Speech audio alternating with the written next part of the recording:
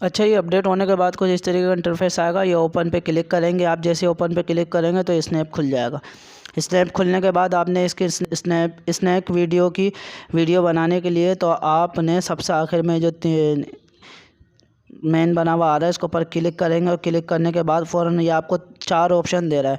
Continue to, ये पहला वाला, ये देखें साइड में डॉट बना हुआ आ रहा है। एक पहला वाला कंटिन्यू विद फेसबुक, यानी आप फेसबुक के थ्रू आप लॉगिन करना चाहते हैं। दूसरा कंटिन्यू विद फ़ोन नंबर, यानी आप मोबाइल के फ़ोन नंबर से अगर अपना खोलना चाहते हैं तो खोल लें।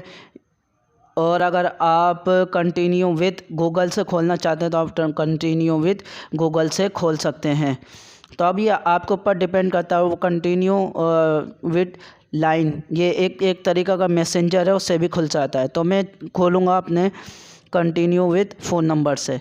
तो ये फ़ोन नंबर पे क्लिक करेंगे ये तो आपके सामने कुछ इस तरीके का इंटरफेस आएगा जो आपके मोबाइल में पहले से ही सेव होंगे। सेटिंग के अंदर जाके सेव करना पड़ेंगे।